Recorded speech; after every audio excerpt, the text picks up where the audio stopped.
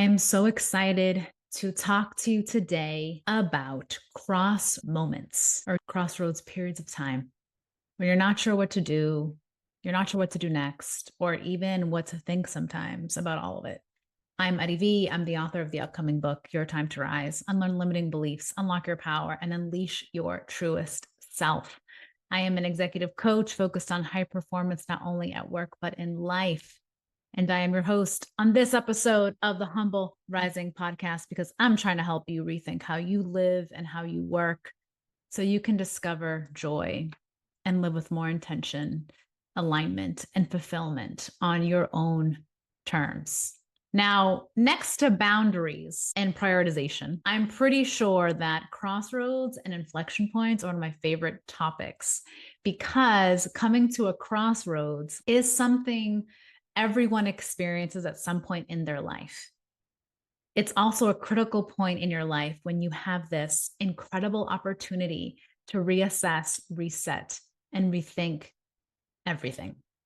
So let's talk first about understanding the crossroads moment. A crossroads is when you reach an intersection where you have an opportunity to choose between multiple possible roads. It's not just that you reach a point and you have the choice of 2 roads or 3. There are many more roads that you have to choose from, and it's more than 3. It's multiple. And some of those paths or those roads may not even be completely visible to you yet. In the context of our lives and our careers, crossroads is a moment that arises due to something internal that shifts or because something outside of your control has happened and you're responding to it. I call this change that's influenced by something external, like an external force, or something that is willed internally. The external event forces you into the crossroads moment, whereas the internal shift often happens over time. External could be losing a loved one. It could be maybe you get laid off or something happens that forces you to rethink things. When it's more internal happening over time, a crossroads can arise when you start feeling that what used to work for you just isn't working anymore. And there is a misalignment when what you've pursued and how you pursued it worked in the past, but now it's not. It's made you successful, but now it may not be sustainable or fulfilling anymore. Or it's when you feel like you've hit a plateau. You've hit a place where you're not growing and you're wondering what to do next. Clients have described this to me as lost, stuck, I'm unfulfilled, uncertain, I don't know, I'm confused, or maybe they describe it as just feeling stagnant. But it doesn't mean that you climbed up the wrong mountain or the wrong ladder, or you work towards the wrong thing, or that something is wrong with you. When you find yourself at a crossroads, it's just a signal that something in you has shifted and that you're going to explore it. You're going to ask yourself really good questions and you're going to answer them honestly, because acknowledging that something has shifted is the first step. Because multiple things are really happening underneath it all that are causing this shift.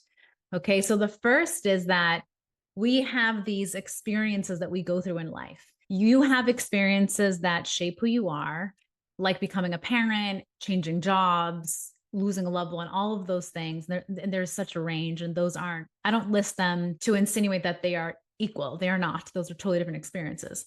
But I'm just giving you a range of what it could be. And it's how you interpret those experiences and what you make them mean in your life that shapes you. It's not just the event itself or the thing that's happened.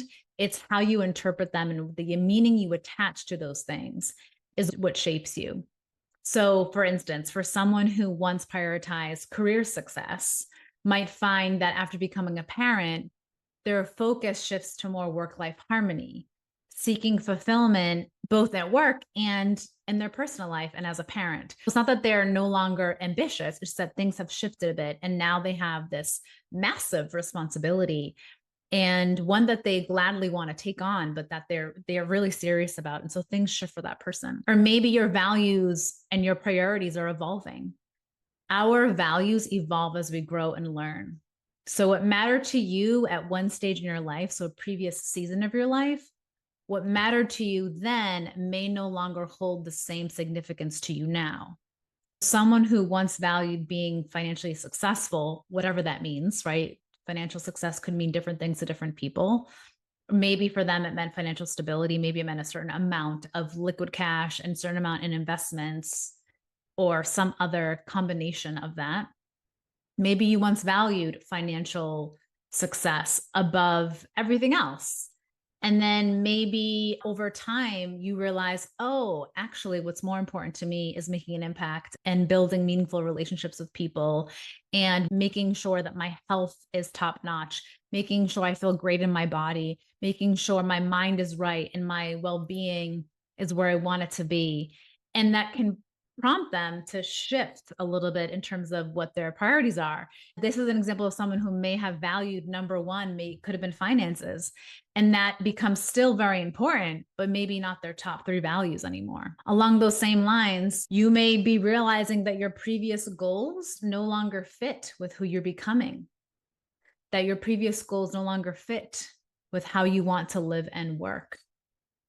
And lastly, it could be underneath this all, while you're experiencing this shift, is that deep down, you know, there's something different or there's something more that you want to tap into. It remains untapped. And you're like, no, I know there's another way or there's something more. And I want to tap into that. This can show up as you could be bored with what you're doing, or maybe you're too comfortable and you haven't had a challenge, or you actually are experiencing significant discomfort.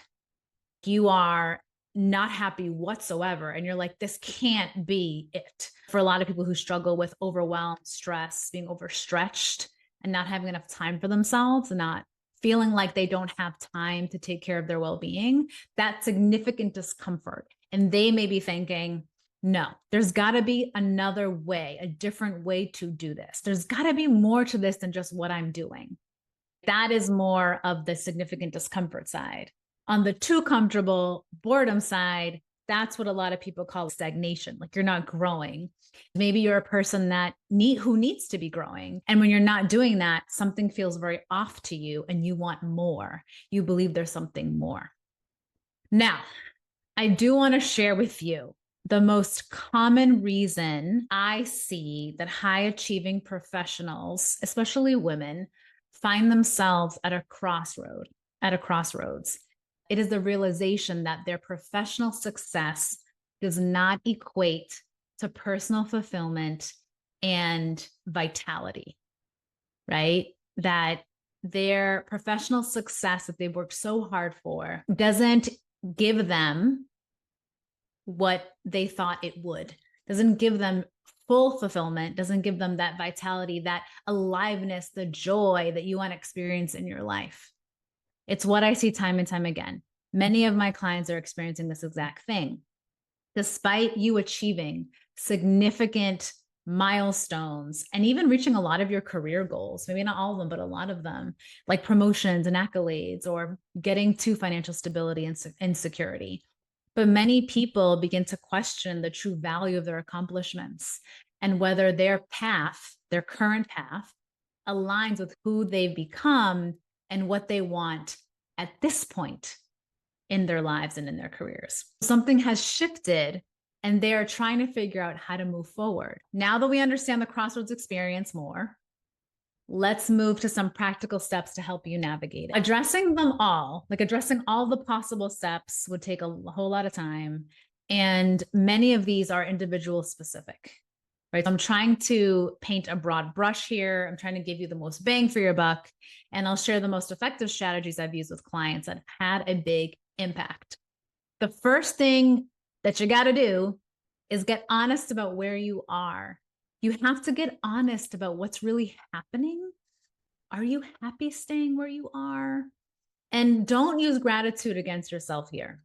Don't say, well, I should just be happy and grateful with where I am and what I have.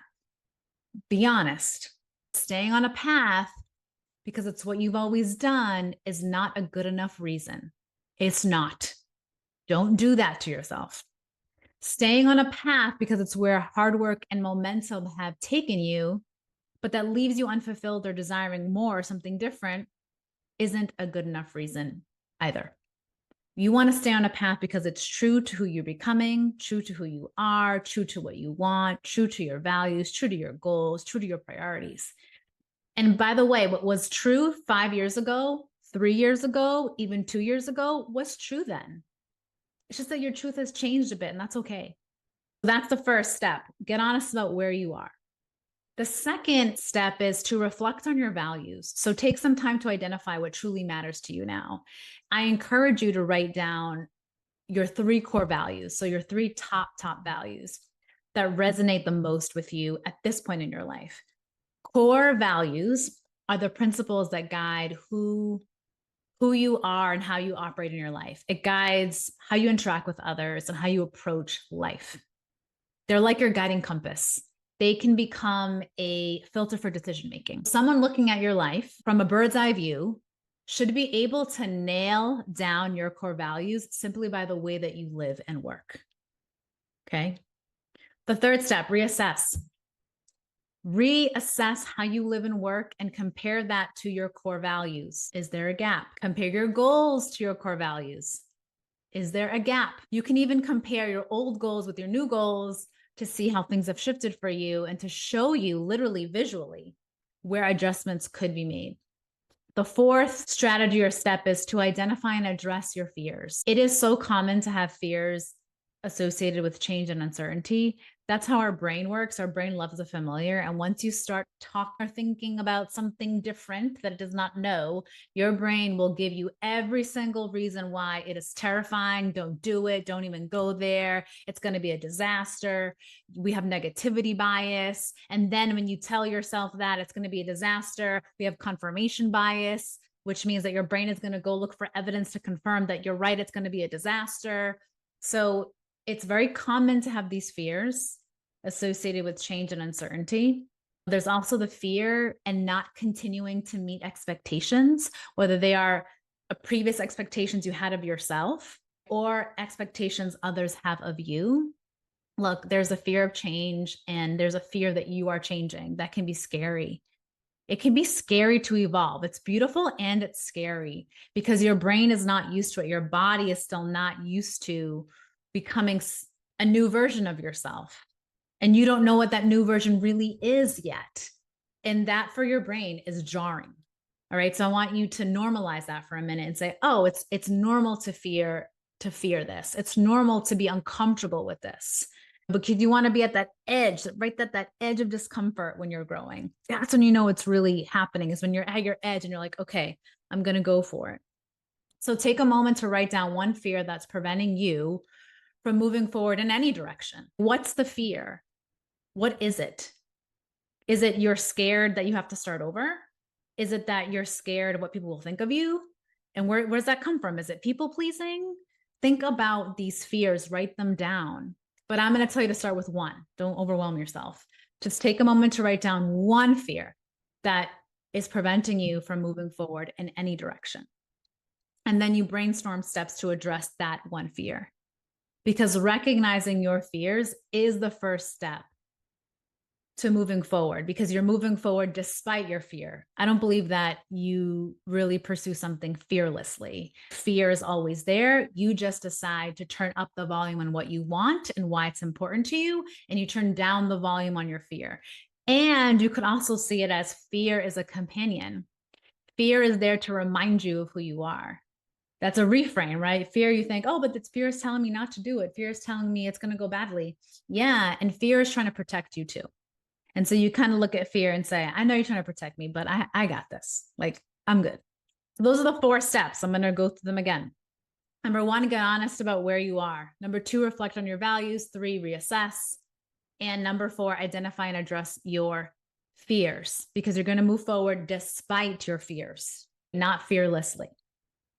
If you are experiencing a crossroads, you're feeling like you're at a crossroads, I would love to learn more about where you're at on your journey. So click the link in the show notes here to schedule a call with me this week or next. I'd love to learn more about your journey and see how I can be helpful and support you Until next time, know that you're beyond powerful. You are so much more powerful than you could even imagine to put your stake in the ground, to draw that line in the sand that says, I am going to live and work with more intention, more purpose, more alignment, and more joy, because I want to live life on my terms. I don't want to regret not doing that when I'm older. Remember, Ronnie Ware's Top Regrets of the Dying. She did this research because she was a palliative care nurse and she took care of the dying. And the number one regret that she documented was the dying said, I wish I had the courage to live a life true to me, not one that was expected of me. So I really want you to think about that when you're thinking about your crossroads moment at this time. What is true for me versus what is expected of me, including what you used to expect of yourself, a previous version of you. Okay, schedule a call. I'd love to learn more to see how I can support you. Until next time.